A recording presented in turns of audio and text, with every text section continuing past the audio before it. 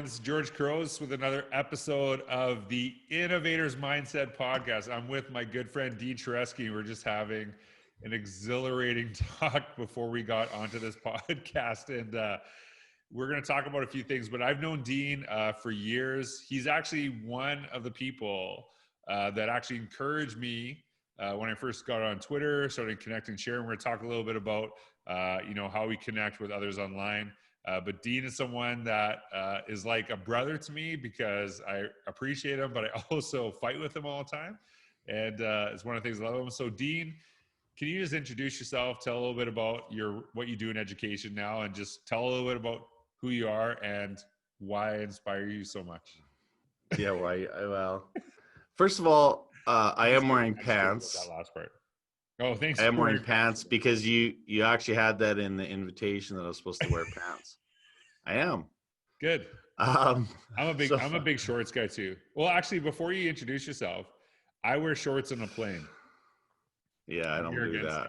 Even though you're kind of anti-pants. Why? Yeah, that's right. But it's just like, that's one thing. You've never seen the Curb Your Enthusiasm bit by Larry David. That's what I just say to everybody. Like, it's nice for you, but like, you should be thinking of other people. It's basically the same, right? I think it's actually the same as wearing a mask. Like, you wear a mask when you're right around other people. You don't have your hairy legs sticking out beside. What if they're like capris though? I know you like capris. Doesn't matter. I'm not judging capris maybe, I suppose. That's like having the mask under your nose covering your mouth. We'll save that for another podcast.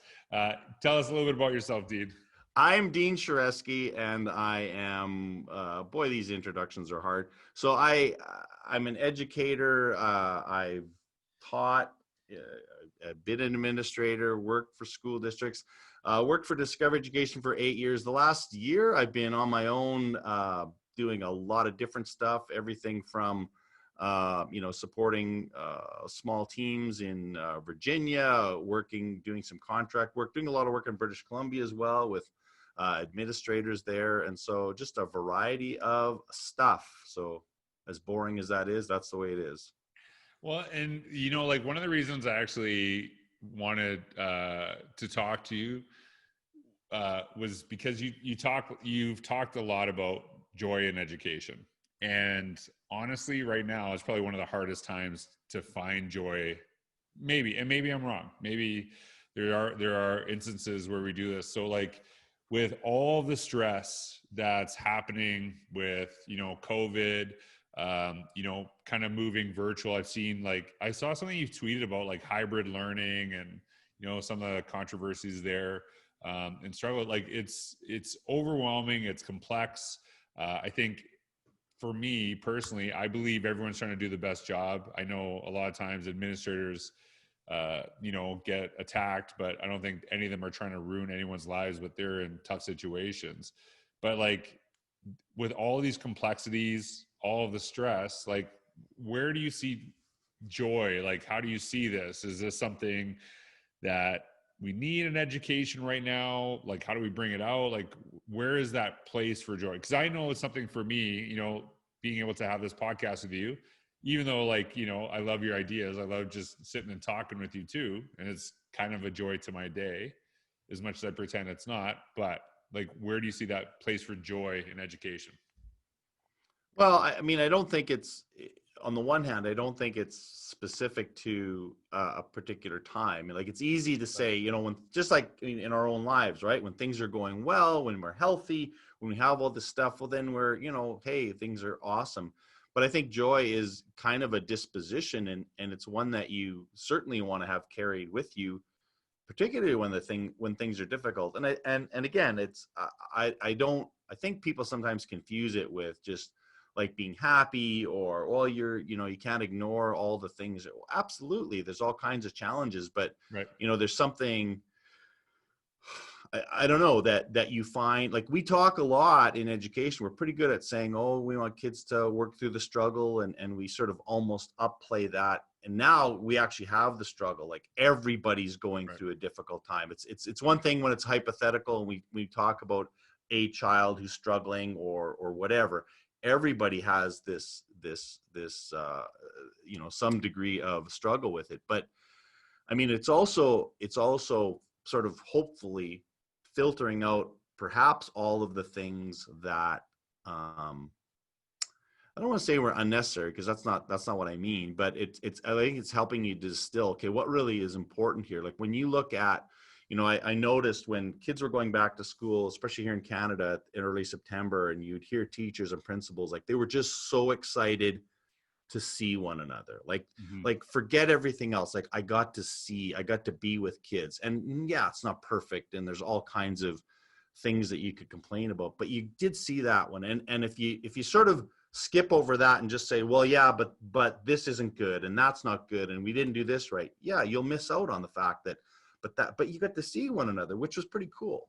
And so I think, I talk about it as being, um something that should be what learning is. Like learning is this idea where, uh like we almost take joy in the struggle, or joy in the fact that, oh, this is pretty hard right now. I mean, again, people use the video game example, right, where you're not successful right away, but you're actually enjoying the part where it's kind of hard, Mm-hmm. because you do see some hope. And so, yeah, you want to have educators and leaders that provide hope to say, hey, there's going to be a better day, or we're going to move forward. But in the midst of it, you're still sort of finding these moments that says, that's pretty cool that I got to be with a kid today. And I just, even hearing teachers on, talk about little things that happen, like, hey, all my kids came early today for their Zoom call, or whatever it might be, right? Like they're noticing those aspects of life right now that you probably didn't notice before, and they do sort of feed your soul, I guess, or bring you joy. Yeah, and like Patrick Larkin actually talked about, he wrote this blog post. I've talked about it several times. I thought it was really interesting, and I struggled with it at first. And he talked about, like, what are you grateful for because of this time?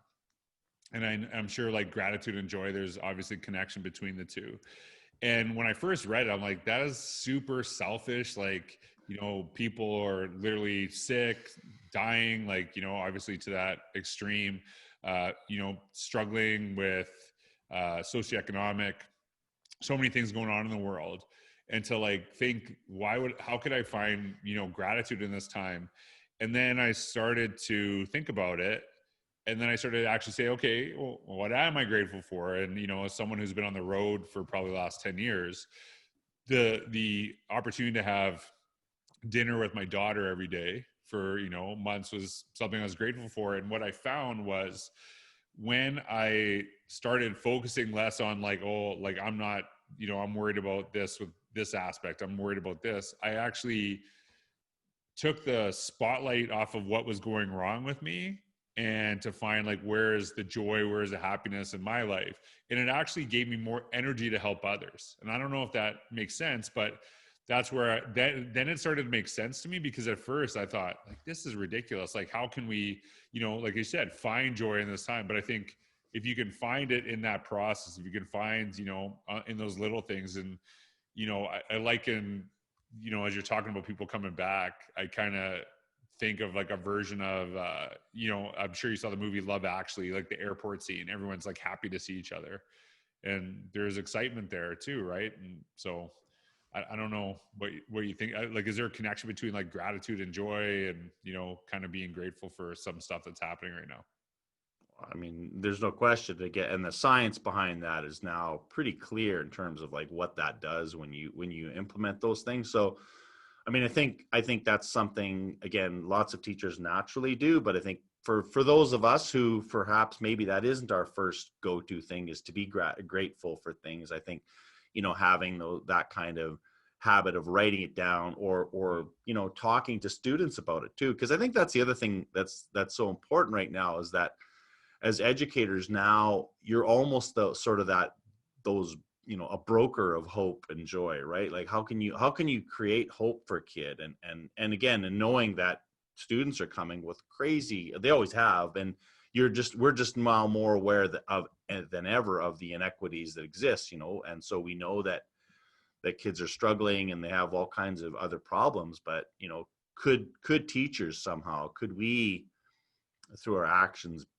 provide that source of joy, and the fact that people want to, I mean, you talk all the time too about like, would you want to be, a student in your own classroom? And this is a time to say, like, what's my classroom going to be like? Is it going to be a place that says, hey, this is awesome. Like, I want to make sure that I'm here. And I think about, staff rooms that I've been, you've involved in over the years. And when there was certain chemistry amongst staff, you wanted to be in the staff room whenever you could, because it was a place that was going to energize you. It was going to be a place that would lift you up. And then there was maybe other times where there's a couple people on there that were kind of like, like I just didn't even want to go, because like I'd know I'd go there for 15 minutes and come out leaving drained, and that's not how I don't need that. And I just think about that in terms of what you do for your students, and how we can make sure our kids feel that kind of energy and hope.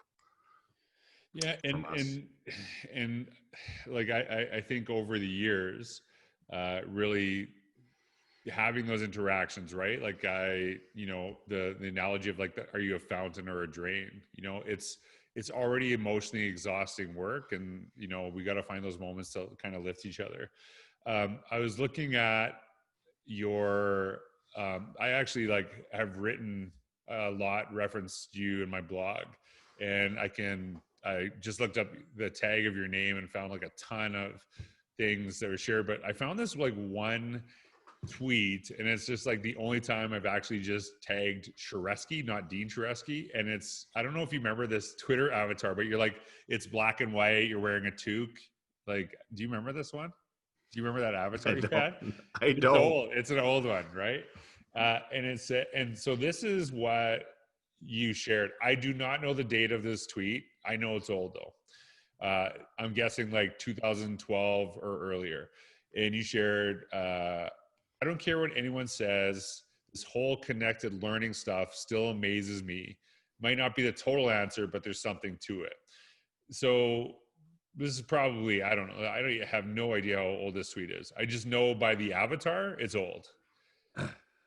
How do you feel about that? Because like, I know that when like you, Alec, my brother, Will Richardson, coaxed me into like sharing and learning, I saw some huge possibilities, but also I've changed some of my thinking over the years, I think, which is a natural evolution of this stuff. Like, how do you see like connected learning in our world today? And do you see it that same, positive opportunity that you once saw it as? Well, I mean, I think it's changed, but I would say, I mean, you also have to keep in mind, like, for me now, I'm probably, a good 15 years into doing this. And so if I said this in 2012, let's say, there were a whole lot of teachers who are now listening to this podcast that were not connected with anybody in 2012, either because they weren't even teaching yet, or, there's a lot of growth in terms of connected educators since that time. So I'm already talking, and you and I have had these conversations about, make Twitter great again, right? Like we've been doing it for so long. And for some people, they're going like, I just got on Twitter. What are you talking about? Right. So, but I think when I wrote it at the time, it still was, realizing, kind of going back to this conversation about almost like gratitude. It's like, holy crap, like here I am, 2012, and I can talk to somebody anywhere I want to. And I know so many people, and I've developed a network of people that I actually like I can trust, and I know them. And so I think it was more of a bit of gratitude, the fact like this is still a really powerful thing. And yeah, I would say today, I think the idea of having like trusted people that I know in various capacities in education still remains a pretty big asset to me, like in the work that I do right now, because it doesn't matter where I am, who I'm talking to, and someone says, well, gee, I'm struggling with this. Like I already know in my head, I know 5 people right now that I could connect you with who would help you out. So I think in terms of that resource, that still remains powerful. I think, I've often kind of tried to navigate the difference between networks and communities. I think there's a distinction there that's important to understand. And so I still think the idea of having a strong, robust network of weak ties, if you will, like people that don't owe me anything, I don't owe them anything, but we still benefit from one each other's Right. sharing and so forth. I think is still there. I think there's, if we were to talk about it longer, like there's some changes that have happened. And I think you and I just, Yeah. kind of had this conversation about things you can and can't say on Twitter anymore, because it's not necessarily always a quote unquote safe place to share. Just because if I share something that doesn't come across the right way, I'm worried that someone's going to attack me. That wasn't the case when we first started, because number one, there were fewer people, and people were there, seemed to, and even in blogging, right? Like seemed to just take people at face value and didn't want to add a whole bunch of other baggage to whatever that conversation is. I think we've got to be a lot more guarded now, unfortunately, I think, than we were before. And so that makes network building perhaps a little trickier, I would say. But I think for me, like, and like you said, you have been doing this probably like for 15 years, probably, like you were using Twitter when I don't even think mentions were a thing. You actually make fun of me. No, they weren't. Because my my first tweet is, Alec, where are you? Right? Like not at Alec. It's just like a terrible tweet, right? Yeah. And you were there before me, and like one of the evolutions for myself, kind of going through this process.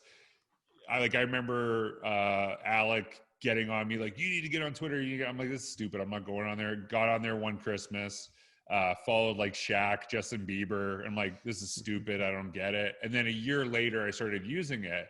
And then this light bulb goes off in me, and I see the value in it. And now I'm at the point where I'm like, everyone needs to use this.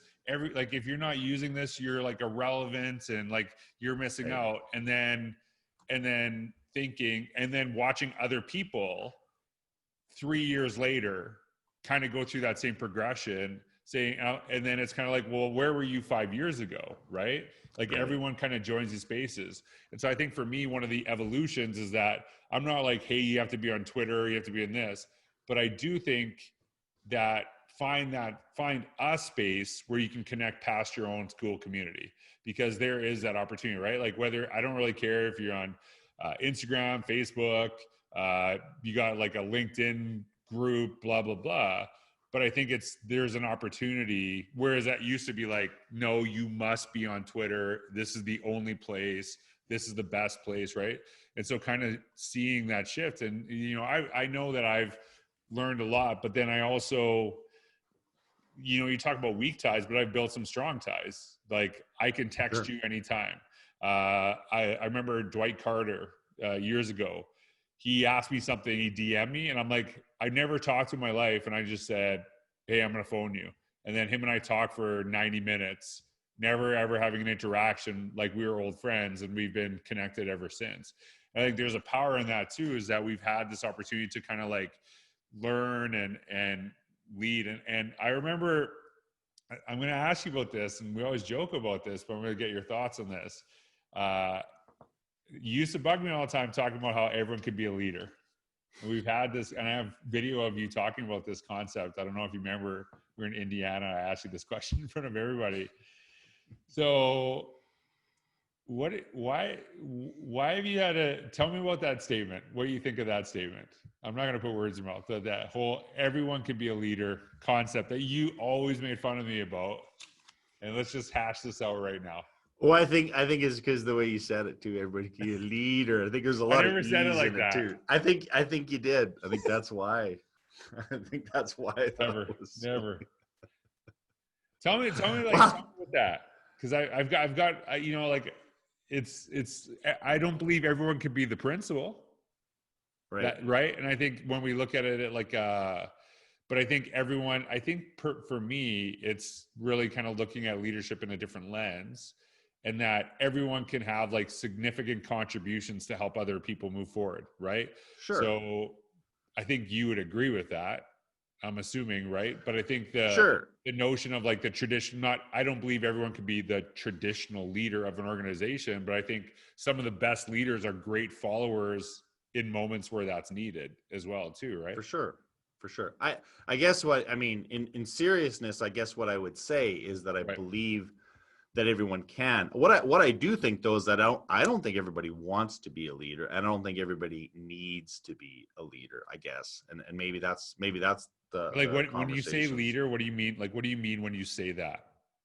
Well, I think so one of the things that I think, and again, I'm speculating and I'm thinking about what you mean by it. So if you're thinking about, let's say I'm a classroom teacher, Yeah. but I'm doing something, whatever, interesting in my classroom, innovative, and I think I'm excited about it. And so like we'll get very specific. We'll talk about Daily Five, which is a pretty Right. strong reading or approach to literacy that a lot of folks use. Let's say, and I'll say this because my wife was really into it for a while, and so she would, not in any kind of overt way, but she did all the work when she started talking to her other colleagues in the school about it and saying, hey, like, I'm really finding this really useful. It's really helping me with everything from discipline to student learning, and I really like it. And so she sort of just developed a little bit of a mini club and got other people involved in it. So I would say there's an example, right, of a teacher being a leader. Like, she Yep. was excited about something, took some initiative. And that's fine. But I also think that there would be there's a lot of teachers who like, they, for whatever reason, they just struggle when it comes to, and I mean, maybe they're leading by example. You might want to argue that if they're doing good work and other people know it, that's fine. But they probably at that point wouldn't consider themselves a leader because they're not maybe doing anything sort of intentional around, I'm going to make sure that people know these things. And I think that's, I guess that's where I would, not to say that people can't do they couldn't be a leader. I just don't know that everybody wants to be a leader. So the statement should be everyone can be a leader, but you don't have to be if you don't want to. Kind of. Well, so okay, this, I think part of it too is when I was in administration and when I was in education, I think part of this that I've really struggled with this in education is that we often like elevate people across the world and downgrade people across the hall. And it's, like, this is it's a biblical term, but it's used in education. Like, you can't be a prophet in your own land, right? And my question is, like, why not? And I think a lot of times we don't elevate others in our own organization.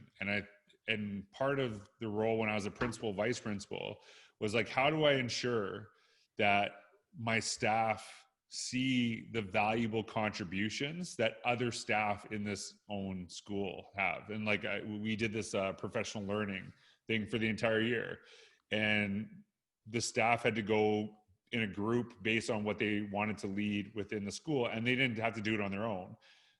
They did it as a group, but they created the initiatives for our school district. For our school, they created the measurements of success. And it was that idea is that I wanted, like, it was the idea of like really wanting people to feel value for themselves and value for one another. Because I think it's, a lot of people talk about this in education, that they'll do something really incredible and their staff has jealousy or hatred toward them, and I'm talking, that's just, those are personal anecdotes that I'm hearing from people. But like, I struggle with that, because then if you don't want the person across the hallway to succeed, what if that was your student at one point? Like, we want all of our kids to do well, and are we lifting them up? So I think maybe that's where that ultimately came from. And I'm just kind of talking out or thinking out loud through that point. So I don't know if that's where that ultimately came from. Well, yeah, and I think too, like, I think that's always, that's a good point around sort of encouraging that. And I think as leaders, and again, Yeah. however you define that, like, I when you talk about, oh, we're so quick to give people praise from across the globe, but not across the hall. I think one of the reasons we can do that is because I don't have any, there's no ramifications for me for sharing a teacher in Australia that's doing real cool work. And I'd say, hey, you should see this teacher. They're just doing amazing stuff. But if I say it here, then I have to think about, and again, it's not a reason not to do it. Right. But I want to make sure that if I, and it's the same thing you would in your classroom, right? If you kept calling on the same kid all the time saying, oh, look how awesome George is. He does all this good work. If you're the other kid in the back, like you're thinking, well, how come he doesn't say anything nice about me? And as a teacher, you should be hypersensitive to make sure that you do acknowledge all of your kids' strengths.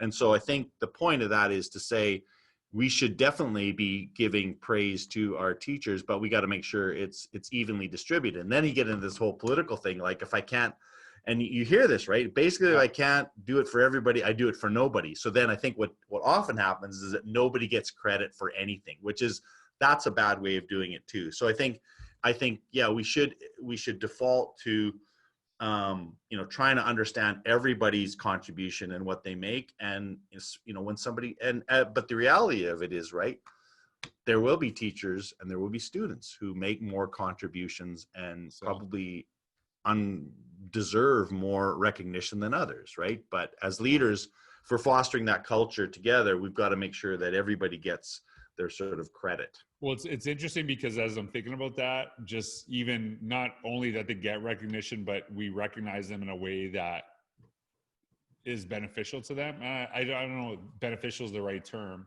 but in a way that works for them. So I'll give you an example. It's authentic to them, right? Yeah.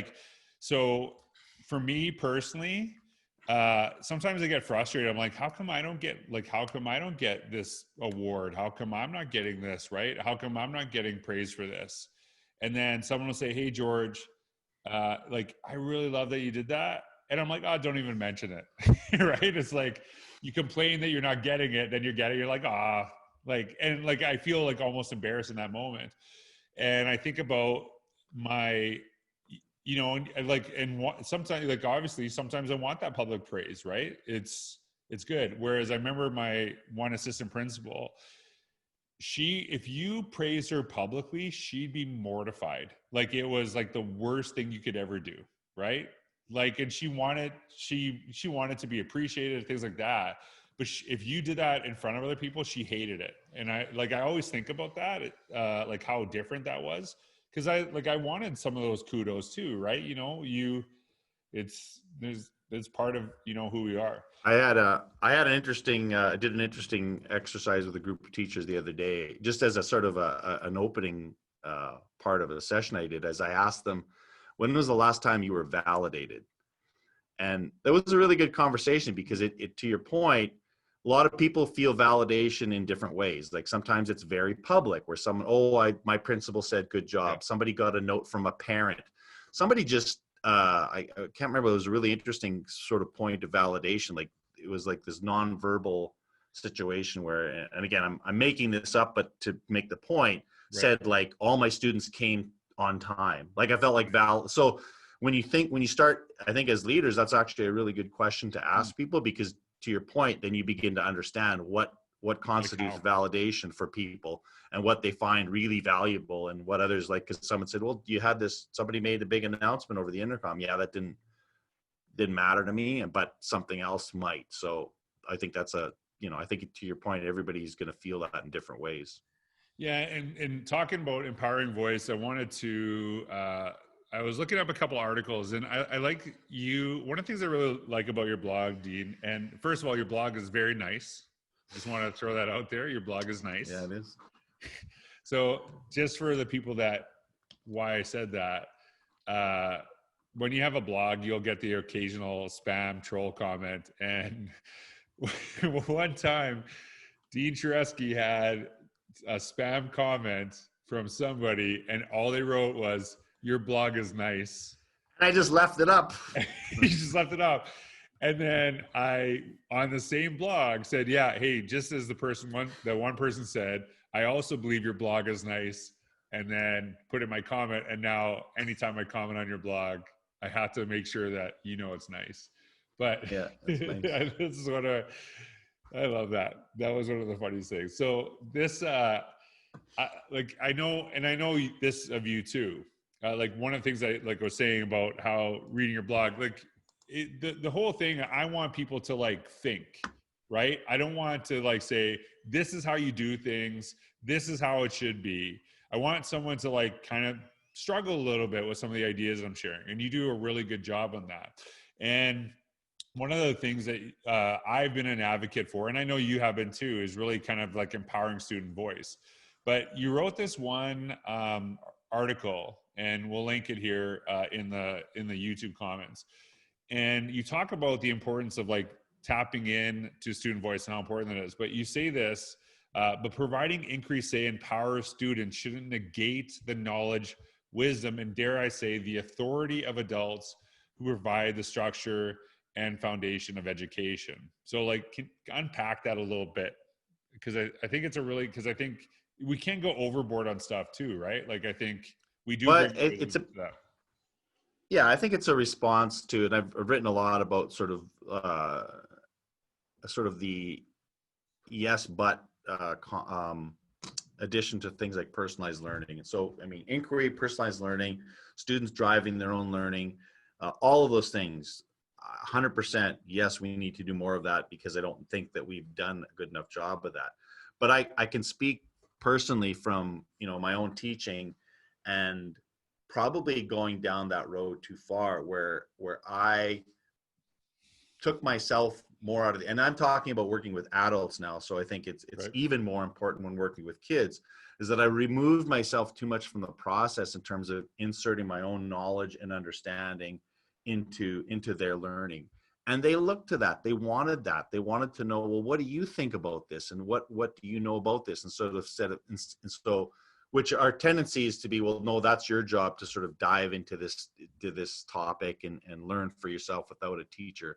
And again, you're not, you can totally, take over that by me. Now I'm going to lecture to you for an hour and tell you everything I know. And so I guess, for lack of a better word, I guess it's about a balancing act. But I guess Gary Steger has a great quote. He says, one of our jobs is to introduce kids to things they didn't know they loved yet. Right. Yeah. And so that's what our job is, right? Is to say, hey, I want you to know that, like, think about your own kids, right? If you just let Kalia eat whatever she wanted, she's not going to eat the stuff, the stuff Right. that she should. She's going to eat candy, and she's going to, because those are the things that they like. And we want to give them, sometimes we want to let them choose, right? Hey, what do you want to eat? But we all say, yeah, but you should add this to your meal or whatever, because you need a little bit of that. So I think that's where we shouldn't feel as teachers that we completely have to remove ourselves and not inject. You and I both talk about, I think, the idea of, sage on the stage, guide on the side, and then I always talk about meddler in the middle as another one. And it isn't a continuum that, we want to reach this plateau where we're always here. It's knowing when to go back and forth. Like sometimes I'm the boss right now, and I'm going to step in and any teacher knows that, when you have a classroom and there's conflict or there's struggles, like, you've got to come in and say, okay, this enough, and now we're going to move on to something else. That's, it's not the fun part of the job, but it's part of it. And I think when it comes to learning, I think we just always have to feel comfortable that says, like, yeah, at some point I'm trying to release you to do this on your own and figure this out. That's the end goal. But in the meantime, part of the scaffolding and part of I think what makes public education great is that a kid goes to school and has a whole bunch of different teachers. Some are good, some are bad, but they all have different interests and passions that, like, that's part of the learning, is that, I can learn from this person who's really into motorcycles, or this person, and we bring those passions, or this person's really into, music, or whatever it might be. I think we just need to make sure that teachers know they have permission to insert themselves into the process. Well, and that, I'm all about student choice, empowering kids to have opportunity. But I think that, we have, I'm known for innovation, obviously, in the work that I've been doing. The title of the podcast is Innovator's Mindset, as is my book. It's a big focus for me. but it's not, I'm against traditional practice. I'm against bad practice, right? But I think, you know, you and I tell stories all the time, and I always say stories are the oldest teaching practice in the world. They're very traditional. They're beneficial. I think that we can go to the sense of like, oh, everything's about collaboration. I'm like, well, sometimes I really work well on my own. So can I have that time too? I need that space. And when I look at, you know, when I look at my own childhood, two of my biggest regrets are not playing piano and not learning Greek. And I got out of playing piano. Like I played it for a bit and then I just wanted out, and my parents never forced me to go to it. Like my parents didn't really force me to, and I was like pretty motivated kid in some areas. I remember growing up in small town Canada in Saskatchewan and Humboldt. We were the only Greek family, and I remember my mom speaking Greek to us, and I'm like, do not speak Greek, it's embarrassing, right? Like, because no one else, right? It was like, that's how I felt as a kid. And now these are things I wish I could do, and I'm, you know, I can still learn them as an adult, but you don't have the same like plasticity to be able to learn them as what you were as a kid. And so like I do appreciate that idea of like, we have to expose our kids to this stuff, but we also maybe sometimes have to push them after they're exposed and they might not like it at first. And I don't know where that balance is, right? Because some kids might have hated that their parents forced them to play piano, and they're, you know, can be a classical pianist, but they don't want to be, right? So it's always that struggle with that. Well, for sure. And I mean, as parents, that's an easy one to think about. Yeah. But I think when it comes to the teaching part of it,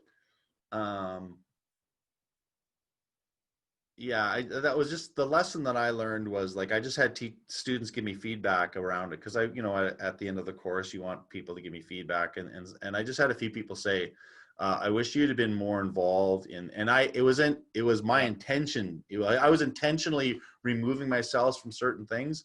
And then I realized like that wasn't, and again, the part of it was like, maybe not every kid, like to the point of it is like, it's not every kid's going to get this serving of me doing whatever. Right. But maybe there were times where like, this kid actually needs a lot more direction. And it's not that I'm cheating them, or it's not that it's just like, everybody's going to need different stuff. And so I think, you know, just being malleable in our practice is something that it's not easy, but I think that's a challenge we have to address. Yeah, and like this is like, think about that, not only with teaching but leadership. When I say to someone, hey, like, how's your principal? And they're like, oh, they're really nice. I'm like, I don't know, like, if that's the, I don't know if that's a good answer. Do you know what I mean? Like, you're not saying, oh, they're like great leader, they really inspire. Like, no, they're nice. They're nice, right? And I always listen to this. And what I found talking to a lot of people is that, you know, I hear people say like, I just want my principal to like get out of my way. I don't know if that's a good principle, right? Like, because I think sometimes it's like stepping in and kind of knowing that person, pushing them in certain places, right? Obviously, building those relationships, having that connection. But I know a lot of people that are, you know, excel in the profession leave schools because they feel they've outgrown their mentorship. Like, they crave growth, they crave wanting to get better. And if we just always like step out of the way and just let them do whatever, then, you know, then they might regress or leave, right? And I don't think either one of those can be a good thing if they're doing it because we haven't given them enough support. I'm going to ask you one more education related question, then I got a personal question for you.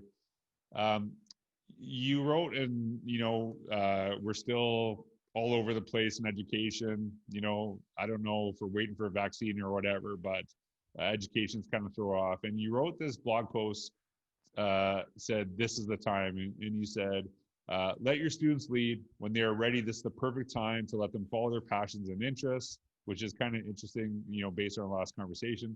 As a learning expert, you can be there to guide, support, encourage a question. I practice self-assessment in my courses. There's no better time to use the strategy. This is the part that I really love. Whether you want to dive deep into portfolios or even the idea of going gradeless, you may never have a better time to do so. And so, kind of looking at what, you know, through this, what are some of the opportunities that you see, you know, having gone through what the educators have gone through in the last few months?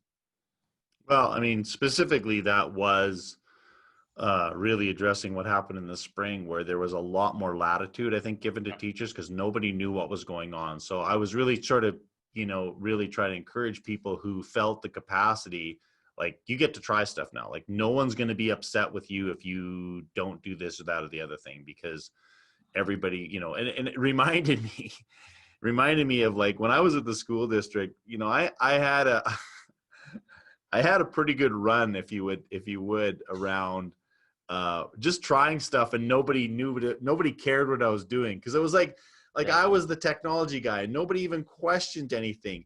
And I'll give you an example of that. Like, this is, and I'm going back now to probably 2000 and maybe 7. It was like months before the iPhone actually was available in Canada. Yeah. So the only smartphone available was the BlackBerry at the time. And I had a teacher come up to me and say, what do we like these, there's a middle school teacher, like, what do we do with these cell phones? Like, she didn't even own them. Could they actually be a learning tool?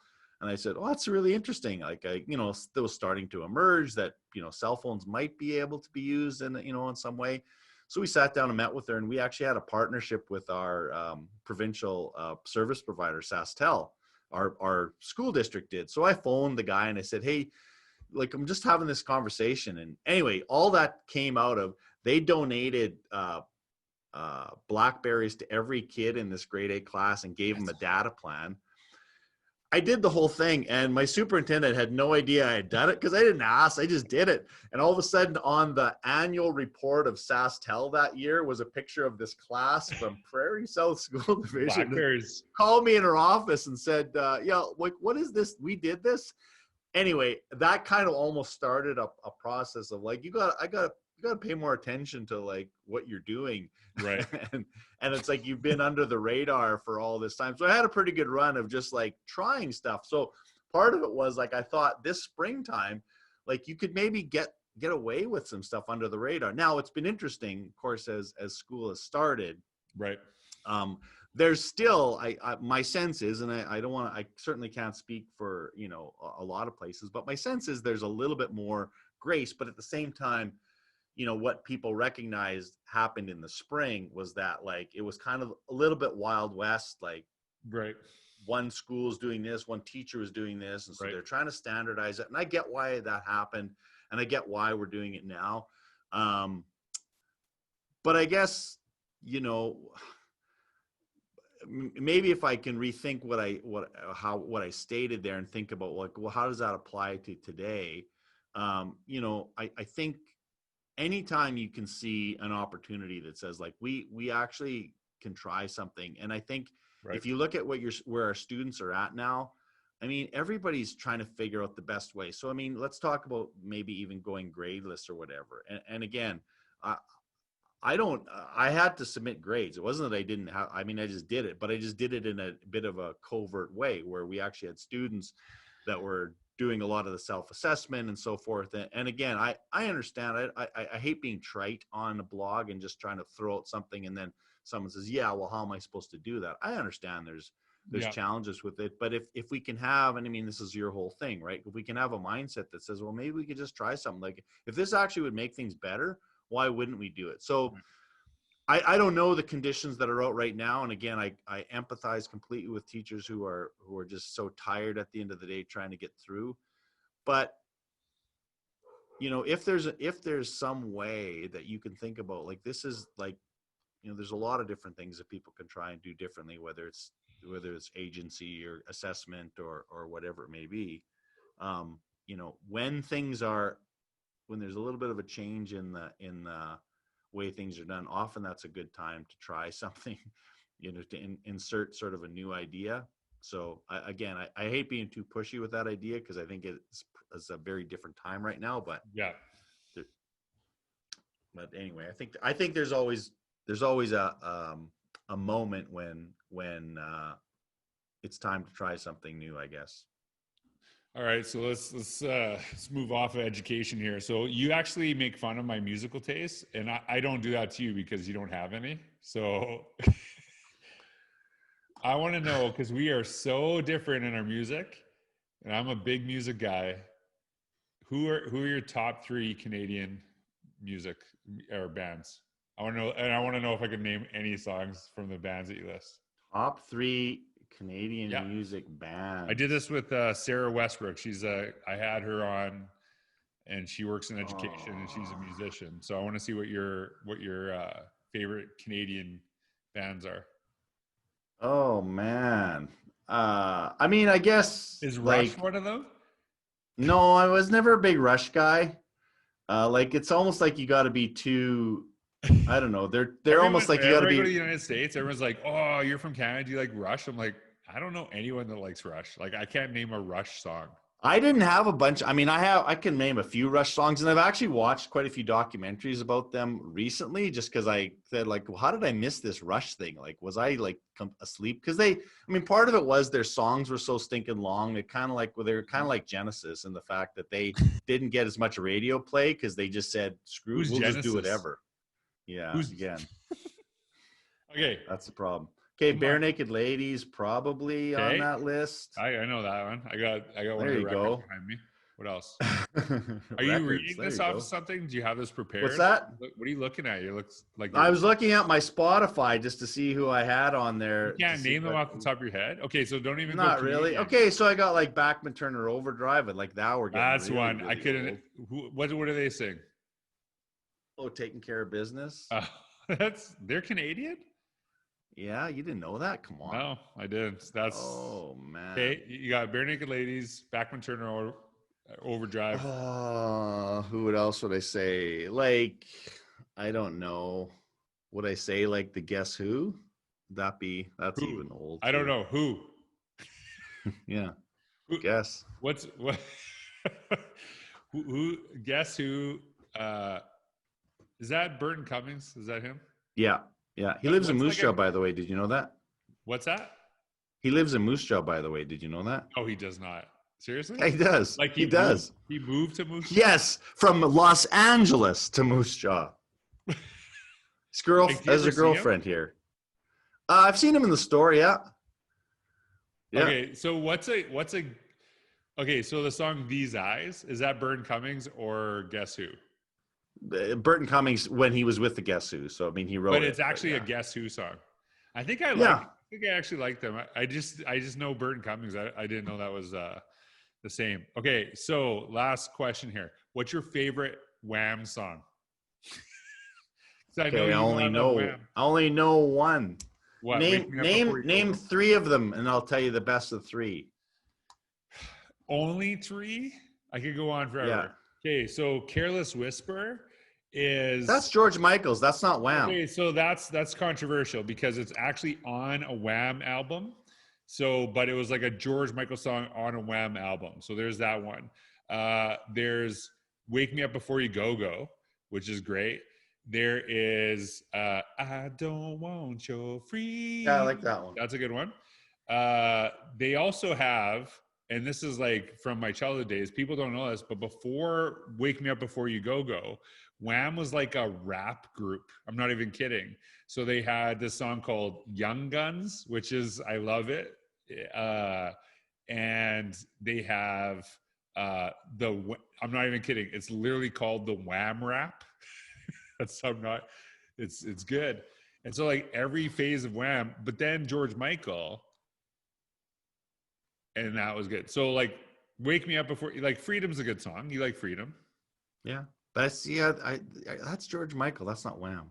No, okay. So this is controversial. So there's Freedom that was done by Wham. So I don't want your freedom. That song, that's Wham. But then George Michael went on his own Freedom, and he did freedom. Freedom, and it's like I think it's like Freedom 90. Like it's Oh, like the year of it. So they're but I both was thinking both of those was George Michael, though. no, because I know a lot about Wham and George Michael I'm sure because you do. that was like his, like him being himself and going, and leaving the band. And that was like, I felt like it was like a response to the Wham freedom. And then he had like a George Michael freedom. So this should be like a Wham history channel. Yeah, that's great. All right, man. Okay, well, I'm gonna go listen to some Wham now because I'm all up. I don't know why you make fun of Wham. They're probably one of the best bands of all time. Just saying. Maybe. George Michael, musical genius, and he's Greek, so just saying. Right? So hey, Dean, where can people find you to follow your stuff?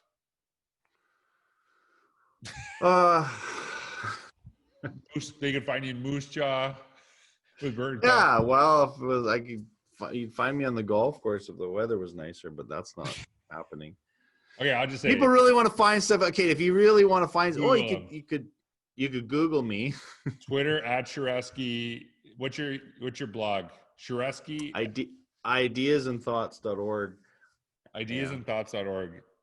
Have you ever thought of changing that title? I don't know. Probably too lazy. Okay, so I don't know if you even noticed, but you remember my blog. I don't even know if you know that I changed it. It used to be the Principle of Change. But I changed it this last year. I just put my name on it. Don't have a title for it. So one of the reasons I changed is because I wasn't a principal for a while. But the other reason is that I would get emails telling me that I spelled principal wrong. And then I have to say, it's a play on words.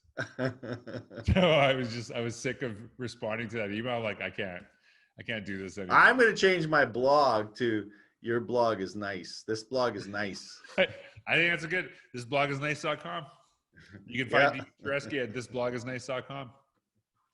All right, man. Well, it's always good talking to you. Thanks for the conversation. Make sure you connect with Dean. Shares good stuff every now and then. So I hope you have a wonderful day. It's like you're very desperate for a podcast if I'm on here. That's all I'll say to this. All right. Well, hey, thanks for listening. Dean, thanks for joining. Take care, everybody.